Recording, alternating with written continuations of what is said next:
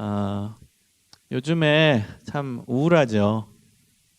계속 뉴스만 보면 우울한 기사밖에 안 나오는 것 같아요. 정말 혼란하고 힘들고, 코로나19 때문에 이제 여러 가지 여파들이 계속 일어나고 있고, 또 그런 혼란한 가운데서 말도 안 되는 또 여러 가지 사건들이 계속 나오는 것을 이제 뉴스를 통해 접하게 됩니다. 참 힘든 시기입니다.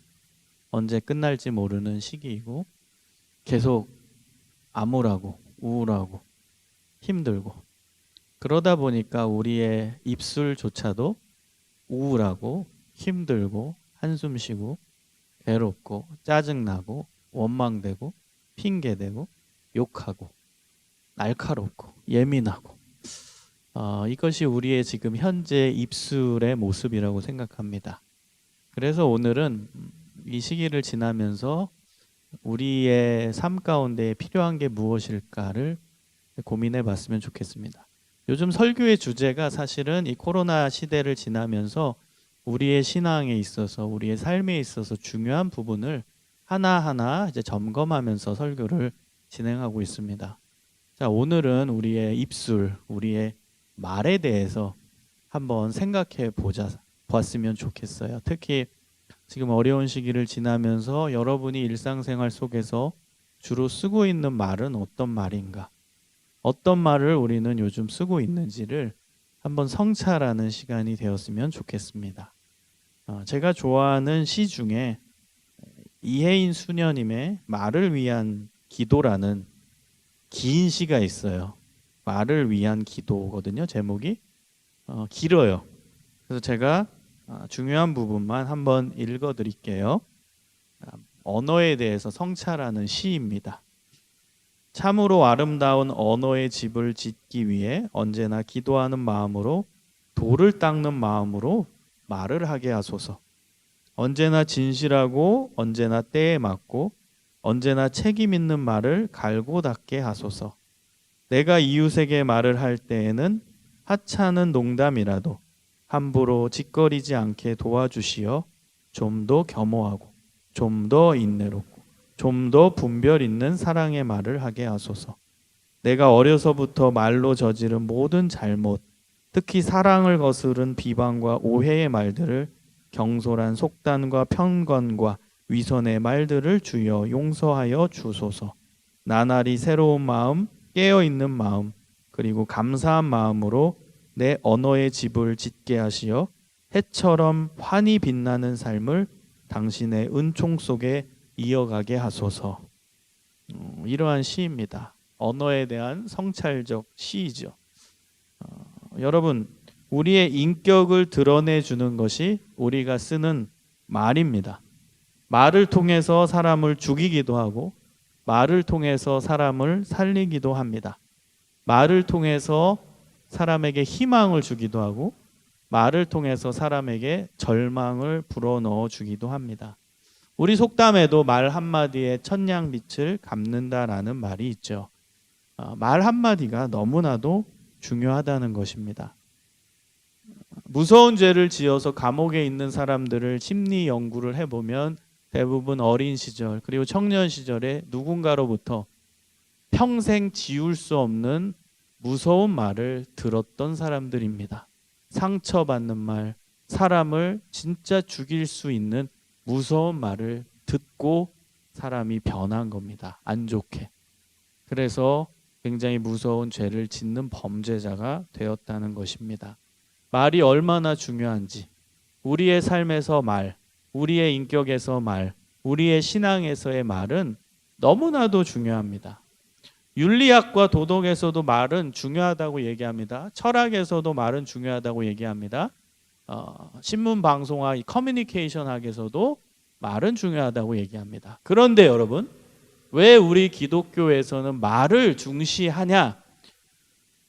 오늘 말씀을 듣고 여러분이 그냥 이 말을 윤리적인 차원에서 좀 도덕적인 차원에서 그냥 잘 써야겠다 이 정도 차원으로 끝나서는 안 됩니다. 기독교 신앙에서는요, 이 말이 얼마나 중요하냐면 제가 답을 먼저 드릴게요. 요한복음 1장 1절과 요한복음 1장 14절을 보면 깜짝 놀랍니다. 예, 저 혼자 놀래요. 깜짝 놀라는데 요한복음 1장 1절을 보면 태초에 말씀이 계시니라 이 말씀이 하나님과 함께 계셨으니 이 말씀은 곧 하나님이시니라. 이 말씀이 말이에요, 말.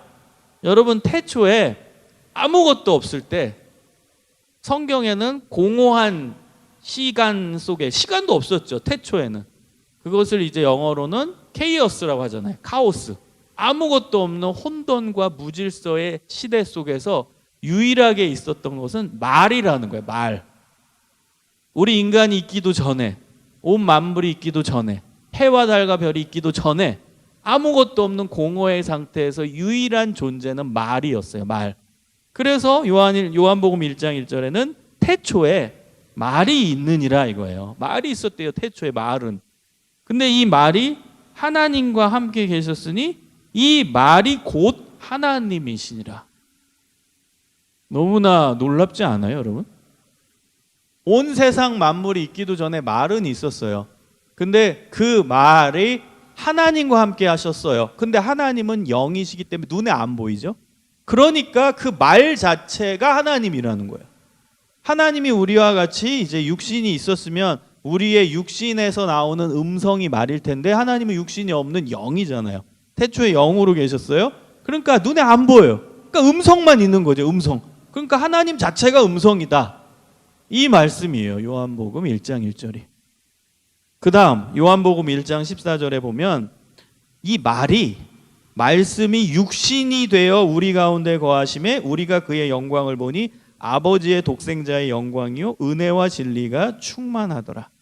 이 말에 이제 육신이 입혀졌어요. 이 말에 사람 몸이 입혀졌어요.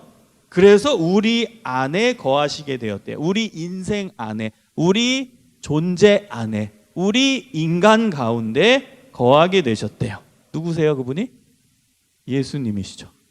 그러니까 말씀에 육신이 입어졌어요. 사람 몸이 입혀졌어요. 그러니까 그분이 예수님이시는 거예요. 성육신을 말하는 겁니다. 예수님이 몸을 입고 우리에게 오셔서 우리 가운데 거하십니다. 그래서 독생자의 영광이고 은혜와 진리가 충만한 분 예수님이에요. 여러분, 우리의 말 단순한 게 아니죠. 태초에 말이 있었어요. 그런데 그 말 자체가 하나님이세요. 음성이니까, 하나님 영이시니까. 그 말에 몸이 입혀져서 예수님이 되셨어요. 하나님의 말씀에 사람 몸을 입으니까 예수님인 거예요. 그분이 우리에게 오신 겁니다. 여러분, 놀라운 게 뭐냐면 창세기 1장 27절에 보면 하나님께서는 우리를 만드실 때 하나님의 형상대로 만드셨다고 나옵니다. 물론 신학적으로는 이 형상에 대한 해석이 100가지, 200가지도 넘어요. 그런데 오늘 말에 대한 주제와 연결을 시키면은 하나님의 형상을 닮았다. 이건 이미지거든요. 하나님은 몸이 있는 분이 아니잖아요. 태초에 하나님이 영으로 계셨기 때문에 그 형상이라는 건 눈에 보이는 물체는 아닐 거예요. 우리가 하나님의 얼굴을 닮았다는 아닐 거예요. 하나님은 영이시니까. 그러면 하나님을 닮았다라는 것은 하나님의 속성을 닮았을 거거든요. 그럼 그 속성이 여러 가지겠죠. 근데 그 중에 가장 중요한 속성은 무엇일까요? 말인 거예요. 말. 여러분, 하나님이 태초에 온 만물을 만드실 때 무엇으로 만드셨죠? 말로. 빛이 있으라. 그랬더니 빛이 있는 거예요. 그렇죠? 해와 달과 별 있으라. 있는 거예요. 말씀으로 창조하신 거예요. 여러분, 유치부 시절부터 교회 다닌 사람들은 알죠? 말씀으로 창조하신 거예요. 말씀으로. 말. 그 말의 능력을 우리 인간에게 하나님께서 부여해 주신 거예요. 그 말은 하나님 능력인데 하나님의 존재 속성을 대변해 주는 건데 그것을 우리 인간에게 부여해 주셨다는 거예요. 그래서 여러분, 인간만이 말을 하죠? 여러분, 동물은 그냥 짖는 거죠? 동물은 말이라고 표현할 수 없어요. 우리 인간만이 말해요. 식물이 말합니까? 예. 여러분 철학, 노장사상 얘기하면 안 돼요? 예, 식물은 말 못해요. 인간만이 말을 할 수 있습니다. 인간만이 말을 할 수 있어요. 왜요? 하나님의 형상을 닮았기 때문에, 하나님의 이미지를, 하나님의 속성을 물려받았기 때문에, 그 가장 중요한 속성이 말입니다. 그 말을 우리가 물려받은 거예요. 그럼 우리의 말은 한마디로 하나님 존재 속성을, 오늘 굉장히 어려운 용어를 많이 쓰네요. 하나님의 속성을 우리가 물려받고 그 능력을 물려받은 거예요. 그래서 이 말은요, 내 능력이 아니라 사실은 하나님의 능력이에요. 이 말은 하나님의 현존을 상징하는 거예요. 왜? 하나님의 능력을 대변해 주는 게 말이고, 그 다음에 하나님의 속성을 대변해 주는 게 말이기 때문에. 근데 그 말을 우리가 물려받았어. 엄청난 거죠, 여러분? 그러니까 이거는 그냥 내 안에서 나온 능력이 아니에요. 내 안에서 나온 그냥 내 속성이 아닌 거예요. 하나님께 물려받은 거지. 여러분, 이제 말 어떻게 사용해야겠어요? 함부로 사용해서야 되겠어요? 그래서 우리의 말에는 권위가 있고 능력이 있는 거예요. 말을 해서 사람을 죽이기도 해요. 왜? 능력이 있기 때문에. 여러분, 이건 내 능력이 아니라니까. 이 말이라는 건 하나님의 속성을 대변해 주는 거기 때문에 이 말엔 능력이 있습니다. 그래서 여러분, 말 한마디 때문에 상처받고 죽는 사람이 있어요. 육체가 죽는 건 아니지만 마음이 죽고 영이 죽는 사람들이 있어요. 여러분, 어린 시절에 넌 안 될 거야, 넌 안 될 거야, 넌 안 될 거야, 넌 안 되는 인생이야. 계속 들어봐요. 걔 진짜 안 돼요. 별거 아닌 애도 너 될 거야, 너 될 거야, 너 잘 될 거야. 그럼 진짜 잘 됩니다. 여러분, 우리 그런 사례들 얼마나 많이 듣습니까? 그런 사례들. 말 한마디 때문에 살아난 사례들. 말 한마디 때문에 죽게 된 사례들. 말 한마디 때문에 정신병자 된 사람. 말 한마디 때문에 감옥에 가게 된 사람. 범죄자가 돼가지고. 말 한마디가 능력이 있는 거예요. 제가 예전에 어떤 책을 읽은 게 갑자기 생각나는데, 여러분, 오바마 대통령 이전에 유명한 이제 흑인 정치가는 로저 롤스입니다. 로저 롤스는 최초의 미국 주지사가 된 사람입니다. 그것도 뉴욕, 가장 미국의 심장부인 뉴욕 주지사, 제35대 뉴욕 주지사가 된 사람이 로저 롤스라는 사람입니다. 최초의 흑인 주지사였어요. 사실은 오바마 이전에 가장 유명한 흑인이었고요. 자, 그 사람이 이제 취임식 때 이런 얘기를 했어요. 제가 뉴욕 주지사가 된 이유는 제 학창 시절에 저희 학교 교장 선생님 덕분입니다. 그 교장 선생님 이름이 피어 뭐였더라? 갑자기 제가 써놨어요. 읽어드릴게요. 피어 폴. 그 교장 선생님 이름이 피어 폴이라는 선생님인데 그분을 언급한 거예요. 피어 폴이라는 선생님 덕분에 제가 뉴욕 주지사가 되었습니다. 그리고 하는 얘기가, 저는 어린 시절에 굉장히 불우하게 자랐습니다. 여타의 흑인 아이들처럼 학교에서 사고치고 나쁜 짓 하고, 그리고 학교 안에서는 불량 아이라고 낙인이 찍혀진 사람입니다. 실제 이 사람이 취임사 때 얘기한 거예요. 자기는 이렇게 살았다고. 그런데 하도 말썽을 피니까 그 학교에 폴이라는 교장 선생님이 저를 불렀습니다. 뭐 어디에는 뭐 손금을 봤다 뭐 이렇게 나오는데 진짜는 부른 거예요. 불러서 이 아이한테 이렇게 얘기했답니다. 너의 손을 펼쳐봐라. 그래서 로저 롤스가 딱 손을 펼쳤대요. 그러더니 손을 가만히 보더니, 나는 사람 손을 보는 능력이 있다. 그냥 얘기한 거예요, 이 선생님이. 그래가지고 가만히 들은 거죠, 이 로저 롤스는. 너의 손을 보니 장차 너는 뉴욕 주지사가 되겠다. 이분이 뭐 예언가가 아니에요. 그냥 던진 거예요. 거의 뉴욕이었기 때문에. 그리고 그 당시에는 이제 흑인이 그런 이제 고위공직자에 오른 사례가 없었기 때문에 그냥 얘가 흑인 아이였고 던진 거겠죠. 그 선생님은, 그 교장 선생님은. 거기가 뉴욕 주였고. 그래서 너는 장차 너의 손을 보니 손도 크고 손도 길고, 그래서 너는 뉴욕 주지사가 장차 될 것 같구나. 그리고 칭찬해 줬다는 거예요. 여러분, 손이 크고 손이 긴 거와 뉴욕 주지사와 무슨 관련이 있죠?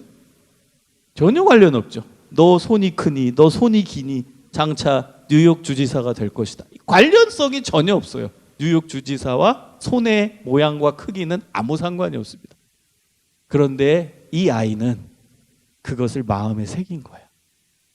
와, 내 손을 보니 내가 뉴욕 주지사가 되겠구나. 이것을 마음속에 품고 산 거예요. 그리고 얘는 생명이 살아나는 역사가 일어나게 된 거죠.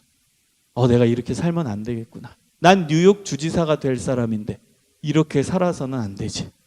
그리고 열심히 살았고, 열심히 공부했고, 열심히 준비했고, 결국 실제로 35대 뉴욕 주지사가 되었습니다. 여러분, 이게 왜 그럴까요? 그냥 이게 심리적 컨트롤이기 때문에, 심리적 마인드에서 사람 심리를 세워주기 때문에 전혀 그렇지 않습니다. 말에는 신적 능력이 있기 때문에 그래요. 그래서 말을 연구하는 사람들은 정말 다양한 각도로 말을 연구합니다. 요거는 제가 옛날 설교에서도 한번 언급한 말인데, 제가 대학교 때 문학 수업을 듣는데 잊혀지지 않는 용어가 하나 있어요. 그때 문학 교수님이 이런 얘기를 했어요. 문학 이론 중에 말의 마술적 능력이라는 문학 이론이 있다는 거. 말에는 마술적 능력이 있다라는 거예요. 이게요, 어찌 보면 학문의 이야기같이, 담론같이 안 느껴지지만 그게 실제 있는 이론이래요. 학문은 과학적 검증을 하는 게 학문인지, 이건 과학적 검증이 안 된다라는 거죠. 마술적 능력이라는 거. 말에는 그 엄청난 마술적 능력이 담겨져 있대요. 그 말한 대로 된다는 거예요. 그거는 학문의 용어는 사실 아니에요. 학문이라는 건 그걸 파야죠. 왜 그렇게 되는지. 그런데 그걸 모르는 거죠. 왜 말이 마술적 능력이 있는지를 검증해야 되는데 그게 안 되는 거예요. 근데 현상적으로는 마술적 능력이 나타나더라는 거예요. 말한 대로 되고 말한 대로 이루어지더라는 거예요. 이 문학 이론 중에 있어요. 여러분, 실제 말에는 능력이 있어요. 왜? 제가 계속 강조한 거예요. 하나님의 능력이기 때문에. 하나님의 능력을 우리가 물려받은 것이기 때문에 그렇습니다. 여러분이 쓰고 있는 말입니다. 남의 말이 아니라 여러분이 쓰고 있는 말이에요. 여러분, 야고보서 3장 6절에서 8절을 보면 이렇게 나옵니다. 혀는 곧 불이요 불의의 세계라. 혀는 우리 지체 중에서 온몸을 더럽히고 생의 바퀴를 불사르나니 그 사르는 것이 지옥불에서 나느니라. 여러 종류의 짐승과 새며 벌레와 해물은 다 길듬으로 사람에게 길들었거니와 혀는 능히 길들일 사람이 없나니 쉬지 아니하는 악이요 죽이는 독이 가득한 것이라. 이건 우리의 말의 능력의 부정적 측면을 언급한 거예요. 야고보서는. 여러분, 우리 입이요, 잘못하면은 아주 부정적 능력을 발휘할 수 있다는 거예요. 우리의 말을 통해서 사람을 완전히 죽인대요. 지옥에서 나는 불이 나아갈 수 있대요. 사람을 죽이는 독이 가득해서 실제 사람을 죽이게 된대요. 엄청난 능력이죠. 말의 부정적 능력인 거예요. 여러분, 오늘 본문을 보면 예수님께서 산상수훈에서 인간의 말에 대해 경고하십니다. 21절을 보세요. 옛사람에게 말한 바, 여기서 옛사람 바에 말한 바는 구약시대에 말한 것, 구약율법을 뜻합니다. 구약율법, 특히 율법의 핵심인 십계명에는 뭐라고 나오죠? 살인하지 말라 나오죠. 살인하면 심판을 받게 되리라. 이것은 구약율법에 나옵니다. 그런데 예수님은 한술 더 떠서 이렇게 말씀하십니다. 살인하면 심판을 받는 거, 거기서 끝나는 것이 아니라 22절에 보면 형제에게 화내면서 노하면서 욕하는 자도 살인한 것과 마찬가지이기 때문에 심판받아야 한다는 것입니다. 그러니까 예수님은 구약율법을 가지고 얘기하면서 살인하면 마땅히 심판을 받아야 된다. 그런데 그것만 살인인 줄 아냐? 너네 입으로 살인할 수 있다. 이것을 언급하는 거예요. 그만큼 말의 부정적 능력이 강하다라는 것이죠. 그래서 여러분, 이 구절을 보면은 우리도 굉장히 무섭습니다. 그리고 찔리기도 하고요. 자, 22절. 형제에게 노하는 자마다 심판을 받게 되고, 화를 내는 거죠. 형제한테 화를 내요. 친구한테 화를 내요. 교회 사람들한테 화를 내요. 그러면 심판을 받게 된대요. 그리고 형제에 대해서 라가라고 나오죠. 이게 이제 라카입니다. 원래 발음은 라카. 이 라카가 뭐냐면요, 아람어의 이제 레카를 음역한 거예요. 레카. 여러분, 신약 시대에는 히브리어와 헬라어를 사용했어요. 두 개를 다 혼용하고 히브리어와 헬라어의 이제 중간 단계의 언어가 또 있었어요. 외교 공식적 언어인데 아람어입니다. 아람어. 패션 오브 크라이스트에서 보면 그 영화를 보면 아람어를 이제 재현해 놨어요. 많이 검증을 해서 재현해 냈거든요. 그래서 그 언어가 이제 히브리어, 이거는 이스라엘의 고유 언어고, 그 다음에 헬라어는 그 당시에 이제 헬라 문화권 지나서 로마 문화권이었지만 이제 로마 문화권 속에서도 그 이전 시대였던 헬라어를 사용했거든요. 그래서 그 시대에 사용된 언어, 강대국이 썼던 그 언어를 썼어요. 그리고 그 중간 단계에 이제 아람어가 있었어요. 두 개를 혼용한 외교 문서에서 많이 쓰여졌던 언어가 아람어예요. 성경에서는 오바댜 열리라, 달리따쿰 소녀야 일어나라, 이게 다 아람어예요. 엘리 라마 사막다니, 이것도 아람어예요. 그래서 아람어가 쓰여졌거든요. 그 아람어에 이제 레카라는 단어가 있는데 이걸 음역을 한 게 라카입니다. 뜻이 뭐냐면 멍청한 놈이에요. 여러분 친구한테 야 이 멍청이 안 한 사람 손 들어보세요. 지금까지 학교 생활하면서 또 직장 생활하면서 이 멍청아, 야 이 멍청이 너 바보, 이런 거죠. 바보. 야 이 바보야, 이런 말 쓰지 않아 본 분 아무도 없겠죠. 그런 심판을 받는데요. 심판, 엄청난 심판을 받게 된다는 거예요. 무서워요. 사실 오늘 구절을 보면 라카라는 자는 잡혀간대요. 심판받는 것과 동일한 뜻이죠. 잡혀가야 마땅하대요. 자, 그 다음에 이제 미련한 놈. 여러분 이런 말 안 쓴 사람 손 들어보세요. 친구한테 야 이 미련퉁이야, 이 곰탱이야. 난 곰탱이라고 많이 했는데 친구한테, 어떤 친구한테 야, 미련한 놈이다. 그러면 지옥불에 들어가게 되리라. 엄청나게 무서운 성경의 내용입니다. 여기서 예수님께서 강조하신 것은 무엇이겠습니까? 그럼 우리 다 지옥 가라는 뜻인가요? 이 말의 능력이 어마어마하게 강하다라는 걸 말씀하시는 거예요. 이 말이 얼마나 무서운 능력을 발휘하는지를 보여주신 거예요. 그래서 우리의 입술 때문에 사람이 죽어나갈 수 있다는 거예요. 화를 낸 것 때문에 이건 잡혀갈 일이고, 미련한 놈이다 그러면 이게 뭐가 문제지? 미련한 놈이 뭐가 그렇게 그냥 가볍게 욕한 건데? 라고 생각하지만 그걸 들은 자는 진짜 죽을 수도 있다는 거예요. 그래서 지옥불에 빠져야 된대요. 우리 그 심판으로. 원래는 우리가. 그러니까 우리는 말을 쏟아내는 입장에서는 별거 아니라고 생각하고 쏟아내지만 그것을 받은 사람은 실제로 사람이 죽을 수도 있다는 거예요. 그럼 뭐예요? 그럼 우리 잡혀가야죠. 실제로. 무서운 죄를 저질렀으니까. 그것처럼 강력한 죄라는 거예요. 그 별거 아니라고 생각한 그 말, 별거 아닌 욕이 한 사람의 인생을 완전히 처절하게 망칠 수도 있다라는 거예요. 그래서 그 벌에 대한 대가를 받아야 마땅하다라는 거예요.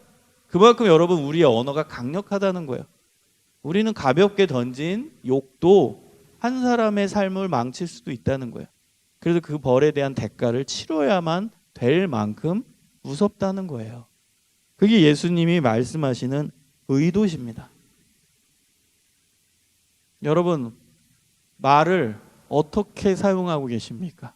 요즘에, 그리고 최근에, 그리고 3년 전에, 2년 전에, 1년 전에, 그리고 앞으로. 오늘 설교를 들으시면서 계속 성찰하는 시간을 가졌으면 좋겠어요. 나는 내 언어를 어떻게 사용하고 있는가? 하나님께서 기뻐하시는 말은 명확합니다. 하나님께서 원하시는 말, 우리의 입술에 부정적인 능력을 발휘하는 말이 아닌 반대로 긍정적인 능력을 발휘하는 말로 가야 한다라는 사실은 명확합니다. 성경 전체에서는 말의 능력을 강조하고요. 그 다음에 말의 부정적인 능력도 이야기하지만 반대로 그 부정적인 능력을 사용하지 말고 긍정적인 능력을 발휘하라고 성경 곳곳에는 언급하고 있습니다. 그럼 하나님께서 기뻐하시는 언어는 뭘까요? 하나님께서 원하시는 긍정적인 능력을 발휘하는 말은 뭘까요? 첫 번째는 하나님을 찬송하는 말입니다. 이사야서 43장 21절에 보면 이렇게 나옵니다. 이 백성은 내가 나를 위하여 지었나니 나의 찬송을 부르게 하려 함이니라. 여러분 우리가 이 세상에 태어난 이유, 하나님이 우리를 만드신 이유가 하나님을 찬송하기 위함이래요. 여러분, 어떤 사람이 성공한 사람이죠? 인생의 목적대로 산 사람이 성공한 사람이에요. 당연하죠? 조물주가 우리를 만드실 때, 하나님이 우리를 만드실 때 의도가 있으셨다고요. 그 의도에 맞춰서 살면 그 사람이 성공한 사람입니다. 그런데 하나님이 우리를 만드신 의도가 뭐래요? 하나님을 찬송하기 위함이라. 여러분, 하나님을 찬송하는 게 하나님이 나를 만든 의도시래요. 목적이래요. 그럼 우리는 어떻게 살아야 돼요? 하나님을 찬송하며 사는 거예요. 이 말을 하는 거예요. 찬송하는 말. 그러면 여러분 성공한 사람입니다. 성공 쉽습니다. 여러분, 돈 많이 버는 게 성공 아니에요. 그건 세상이 말하는 성공이고요. 하나님이 말씀하시는 성공은 하나님을 찬송하며 사는 것이 성공의 삶입니다. 여러분, 하나님을 찬송하십시오. 하나님을 찬양하십시오. 교회에서도 찬양하고, 집에서도 찬양하고, 학교에서도 찬양하고, 길에서도 찬양하고, 노래 가사로서도 찬양하고, 기도를 통해서도 찬양하고, 기도를 통해서도 찬양할 수 있어요. 여러분, 정말 언제나 어느 순간에나 찬양하세요. 1초도 좋아요, 3초도 좋아요, 5초도 좋아요, 시간이 나면 1시간도 좋아요, 2시간도 좋아요, 길을 가다가도 좋아요. 하나님을 찬송하세요. 말로써도 찬송할 수 있어요. 기도하면서도 찬송할 수 있어요. 하나님, 저의 죄를 용서해 주셔서 하나님을 감사하고, 하나님께 감사하고 하나님을 찬송합니다. 말로도 할 수 있어요. 노래만 하라는 의미가 아니에요. 말로도 할 수 있어요. 예수님께서 우리에게 가르쳐 주신 주기도문에서 보면 하늘에 계신 우리 아버지여 이름이 거룩히 여김을 받으시오며, 이것이 찬양입니다. 하나님의 이름이 높임을 받으소서. 이것이 찬송입니다. 여러분, 시도 때도 없이 언제나 시시때때로 순간순간 생각이 날 때마다 언제나 하나님을 찬송하십시오. 이게 어렵나요? 언제나 생각으로도 찬송합니다. 하나님 찬송합니다. 하나님 감사합니다. 하나님 찬양합니다. 그럼 놀랍게 회복의 역사가 일어납니다. 놀랍게 내 마음에 평안이 옵니다. 놀랍게 감사할 조건이 생깁니다. 놀랍게 하나님이 나와 함께 하시는 임재의 경험이 느껴집니다. 어제 제가 대전에 갔다 왔어요. 대전에 갔다 오면서 운전을 하는데 그냥 좀 그랬어요. 뭐 기분도 뭐 인간적으로 뭐 기분이 좋을 일이 없죠. 뭐 요즘에. 그러다가 이제 음악을 틀다가 이제 찬양을 틀었어요. 찬양을 틀었는데 제가 좋아하는 찬양이 나오는 거예요. 모든 상황 속에서 내 영혼이 확정되고 확정돼서 그 찬양을 들으면서 하나님을 찬양했습니다. 찬양에 능력이 있더라고요. 그 하나 한 곡의 찬양을 하는데 갑자기 하나님이 내가 너와 함께 한다라는 그 강력한 확신을 주시는 거예요. 갑자기 기분이 좋아졌어요. 그냥 찬양 한 방에 회복이 됐어요. 이게 능력입니다. 여러분, 찬양하는 게 우리 삶의 능력이에요. 하나님을 찬양할 때 하나님의 임재를 경험합니다. 여러분, 하나님의 임재를 순간순간 경험하시기를 소망합니다. 여러분, 순간순간 찬양하세요. 말로도 찬양하고, 노래로도 찬양하고, 글로도 찬양하고, 생각으로도 찬양하고, 하나님 높임을 받으세요. 찬양은 그냥 높이는 거예요, 하나님. 그러면 여러분이 좀 언어를 다양하게 넣으면 돼요. 왜 높이는지. 뭐 저를 만드셔서 높입니다. 하나님 저를 구원해 주셔서 높입니다. 하나님 오늘 저에게 밥을 주셔서 하나님 높입니다. 하나님을 찬양합니다. 그냥 찬양합니다. 하나님 오늘 좋은 친구를 만나게 돼서 하나님 찬양합니다. 그냥 여러 가지를 덧붙여서 그냥 찬양하세요. 결론은 찬양이면 돼요. 다 하나님을 높입니다. 그 언어의 생활을 하십시오. 하나님을 찬양하는 언어의 생활. 두 번째입니다. 여러분, 하나님을 찬양하면 그 다음은 제가 누누이 강조하지만 하나님과 이웃과의 관계는 연결되어 있다. 십자가로. 하나님과의 수직적 관계, 이웃 간의 수평적 관계는 십자가처럼 연결되어 있어요. 그러면 여러분, 하나님을 찬양하고 찬송하는 사람은 사람들 사이에서, 수평적 관계에서 사람들 사이에서 뭐 하겠어요? 다른 사람도 높이겠죠. 다른 사람도 높여주겠죠. 그 높이는 게 칭찬이잖아요. 다른 사람을 높여주는 거예요. 야고보서 3장 9절에 보면 이것으로 우리가 주 아버지를 찬송하고 또 이것으로 하나님의 형상대로 지음을 받은 사람을 저주하나니. 이것은 우리의 입술입니다. 우리의 말입니다. 여러분, 우리가 이 말로 하나님 찬양합니다, 주님 찬양합니다 하다가 또 사람을 향해서는 저주한대요. 우리의 실존을 정확하게 지적해 주시는 성경 본문이죠. 하나님을 찬양하다가 주님 사랑해요 하다가 이제 운전하고 집에 갈 때 차가 껴들었어요. 그러면 이게 나오고요. 그렇죠? 이게 우리 혈존이래요. 실존. 여기서 이제 은혜 받고 아멘 하다가 이제 집에 갈 때 운전하고 가다가 기분 나쁜 일 생기면 또 입에서 욕이 나오는, 그게 우리의 모습이에요. 그런데 야고보서 3장 9절에는 무엇을 강조하냐면 이웃에게 욕을 하지 말아야 되는 이유가 하나님의 형상대로 지음을 받은 사람이니까예요. 그래서 욕하고 저주하면 안 된다는 거예요. 여러분, 나만 하나님의 형상대로 지음받았나요? 나만 하나님을 닮았나요? 나만 하나님의 신적 능력을 부여받았나요? 아니에요. 옆 사람도예요. 뒷 사람도예요. 앞 사람도예요. 심지어는 우리가 모르는 사람도예요. 근데 그 사람에게 저주를 퍼부으면 어떡하냐는 거예요. 욕의 말을 퍼부으면 어떡하냐는 거예요. 그 사람도 하나님의 형상대로 지음을 받았는데 어떻게 그 사람에게 욕을 할 수 있냐는 거예요. 이게 야고보서가 얘기하고 싶은 거예요. 여러분, 잊지 마세요. 다른 사람과 갈등해요. 그래도 욕을 하지 말아야 되는 이유는 신앙적 이유예요. 그 사람 상처받을까 봐, 그 사람이 기분 나쁘, 그게 아니라 그 사람도 하나님의 형상대로 지음받은 하나님이 만든 사람이기 때문이에요. 그게 이유입니다. 우리가 다른 사람 욕하면 안 되는 이유, 다른 사람 저주하면 안 되는 이유가 그 사람, 우리가 인정하고 싶지 않지만 그 인간도, 내가 싫어하는 그 인간도 하나님이 만드셨기 때문에, 하나님의 형상대로 지음을 받았기 때문에 하나님 거라는 거예요. 그 사람도 하나님 거. 근데 하나님 거를 네가 왜 욕하냐는 거예요. 하나님 거를 네가 어떻게 욕을 할 수 있냐는 거예요. 그래서 욕을 하면 안 돼요. 반대로 욕의 반대인, 저주의 반대인 축복, 칭찬, 세워주고 높여주고 격려해주고, 그게 필요해요. 그 말이 사람을 살리는 것입니다. 여러분, 사람을 살려보세요. 어려운 게 아니에요. 말 한마디에 사람이 살아나는 거예요. 말 한마디에 행복을 누리는 거예요. 제가 어제 대전에 갔다 왔다고 말씀드렸잖아요. 대전에 제가 그 어느 교회에 이제 청소년들 일일 수련회를 했어요. 어려운 시기였지만 방역 수칙 철저히 지키면서 할까 말까 막 계속 그러다가 하기로 결정해서 했어요.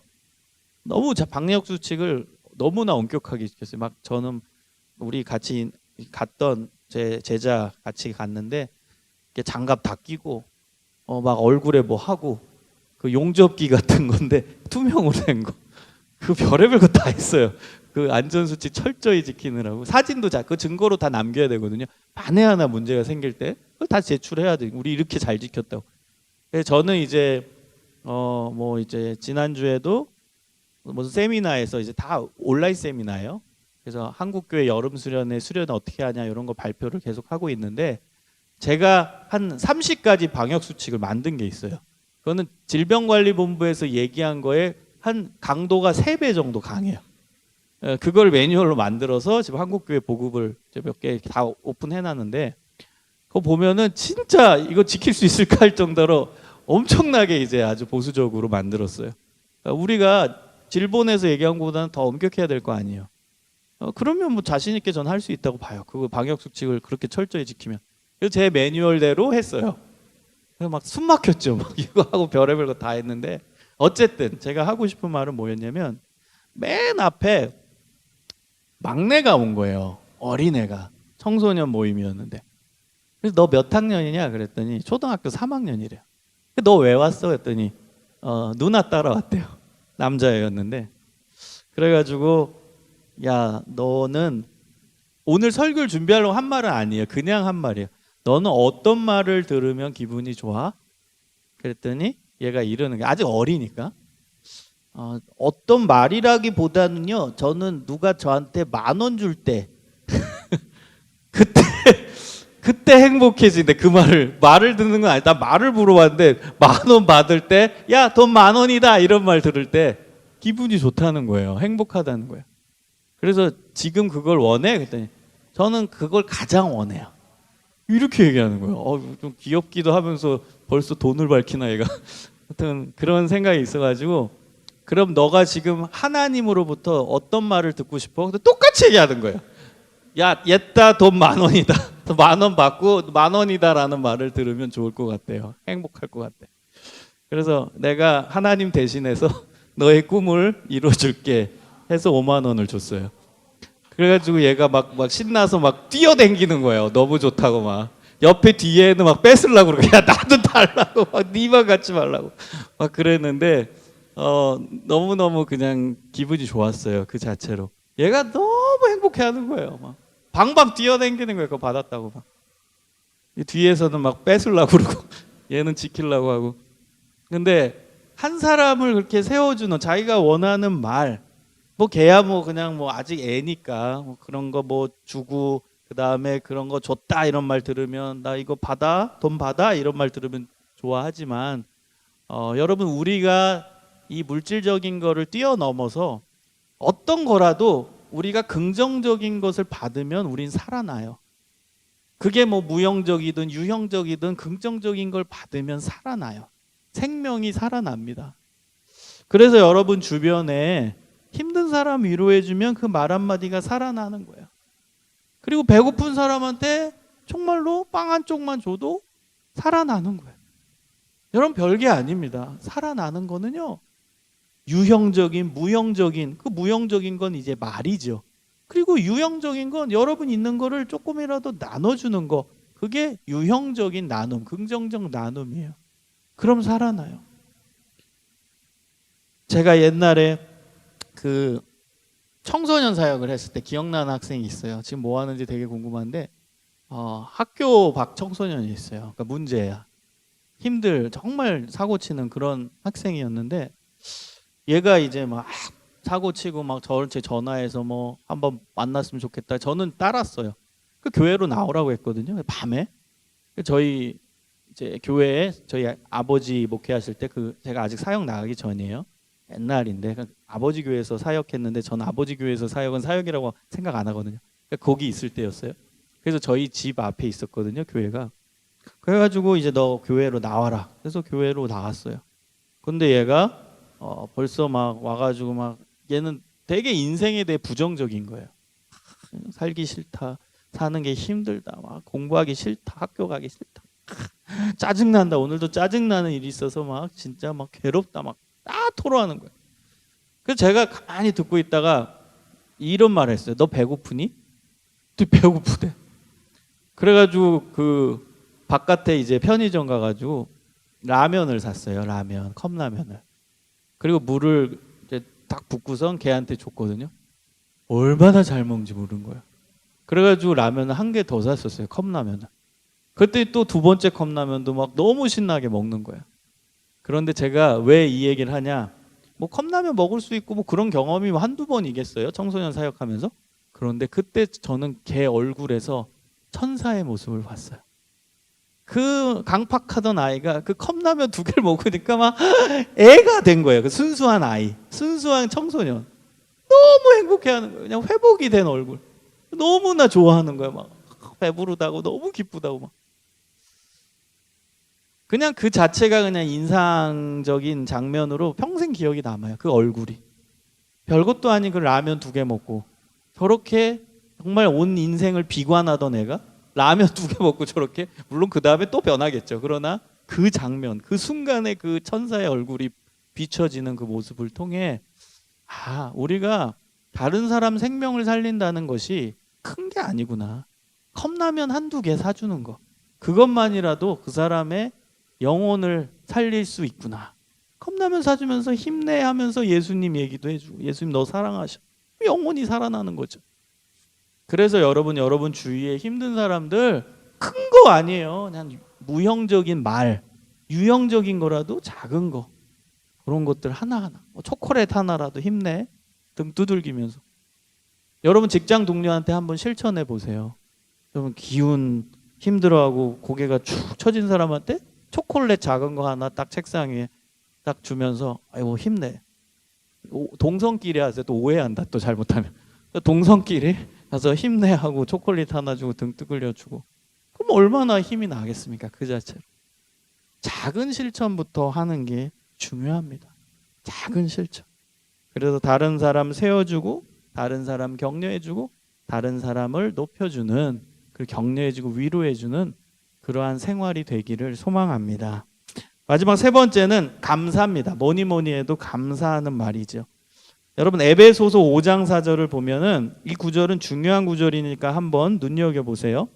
누추함과 어리석은 말이나 희롱의 말이 마땅치 아니하니 오히려 감사하는 말을 하라. 여러분 누추한 말은 뭐냐면 남에게 망신을 주는 말이에요. 우리가 때로 살다가 말을 할 때 다른 사람한테 막 망신을 주는 말이 있잖아요. 그 사람 막 얼굴 빨개지게 하는 말. 그 말을 하면 안 된대요. 어리석은 말은 쓸데없는 말, 필요 없는 말이야. 뭐 굳이 할 필요도 없는 그런 말이에요. 자, 희롱의 말은 남을 인격적으로 모독하는 말. 그 다음에 요즘에 여러분 이거 남자든 여자든 잘 지켜야 돼요. 여기서 희롱에서는 다양한 영역의 희롱인데 요즘 잘 지켜야 되는 건 성적인 발언 금지입니다. 성희롱적인 발언 절대 금지입니다. 이건 성경에도 나오는 거예요. 희롱의 말은 하지 말라. 남자건 여자건 다 지켜야 돼요. 이거는 성경에서 금지하는 거예요. 뭐 요즘에 이슈가 돼서 성희롱의 말을 하면 안 된다가 아니라 성경에 정확하게 나와 있어요. 희롱하는 말은 절대 하지 마라. 희롱하는 말 여러분 하지 마세요. 어떤 형태의 희롱하는 말이든 하지 마세요. 그거는 금물입니다. 이건 성경에서 얘기하고 있는 거예요. 다시요. 첫 번째 뭐? 누추한 말, 남에게 망신 주는 말. 두 번째 어리석은 말. 이 상황에서 할 필요도 없는 쓸데없는 말. 세 번째 희롱의 말. 다른 사람을 인격적으로 모독하는 말. 그걸 하지 말라는 거예요. 그리고 우리가 해야 될 말은 무슨 말? 감사하는 말을 하라. 감사. 하나님께 감사, 사람에게 감사. 여러분 찬양하는 사람은 감사합니다. 찬양과 감사는요 성경에 같이 언급됩니다. 여러분 우리 이걸 알아야 돼요. 찬양하는 사람이 불평한다? 이상한 거예요. 찬양과 감사는 항상 동시에 언급되고 동시에 나옵니다. 시편에서도요 하나님을 찬양하라 여호와를 찬양하라 나오고 그 다음 구에는 여호와께 감사하라고 나와요. 같은 말이라는 거예요. 여러분 찬양과 감사는 같이 동전의 양면처럼 같이 가요 항상. 그래서 찬양하는 사람은 당연히 감사합니다. 하나님 찬양합니다. 어우 짜증나. 이 말이 돼요? 하나님 찬양하는 사람이 입으로 또 어우 불평이 나오고 막 이럴 수가 없는 거예요. 하나님 찬양하는 사람은 하나님 감사합니다가 나와요. 다른 이웃한테 칭찬하고 세워주는 사람이 또 불평할 수 있냐? 안 된다는 거예요. 다른 사람에게 감사하고 감사를 표하고 감사를 생활할 수 있다는 겁니다. 그래서 찬양과 감사는 연결되어 있다는 걸 꼭 아십시오. 제가 좋아하는 사람이라고 계속 언급했던 화니 크로스비라는 찬양시를 9천여 편 작사한 분. 우리가 좋아하는 찬양 거의 대부분이 이분이 작사하신 찬양이에요. 그분은 어린 시절에 의사의 실수로 시각장애인이 됐거든요. 그런데 놀랍게 인생을 부정하거나 불평한 게 아니라 감사한 거예요. 그리고 하나님을 찬양한 거예요. 그래서 이분이 9살 때 결심하잖아요. 9살 때. 놀랍죠? 9살 때 내 인생 나는 불평하지 않기로 결단한다. 나는 시각장애인이고 태어나자마자 세상 본 거 하나도 없지만 나는 이제부터 하나님을 찬양하고 하나님께 감사하며 살겠다. 9살 때 결단해요. 그리고 평생 9천여 편의 찬송시를 씁니다. 그래서 우리가 좋아하는 한국인이 좋아하는 찬송 베스트 5 안에 이분의 작사한 찬송시가 다 들어가 있어요. 주의 음성을 내가 들으니 여러분 다 얘기해 보세요. 다 이분이 한 거예요. 오 놀라운 구세주 예수 내 주 다 이분이 작사한 거예요. 우리가 좋아하는 찬송시 다 대부분이 화니 크로스비 여사가 지은 거예요. 만든 거예요. 여러분 찬양과 감사는 결단입니다. 오늘부터 찬양하기로 결단하십시오. 감사하기로 결단하십시오. 하나님께서 그 결단 속에 임하여 주실 것입니다. 여러분의 언어가 변하면 여러분의 존재가 바뀝니다. 여러분의 존재가 변하면 여러분 주변이 바뀝니다. 여러분 그 놀라운 경험을 이번 주에 그리고 앞으로 계속 경험하실 수 있기를 간절히 소망합니다.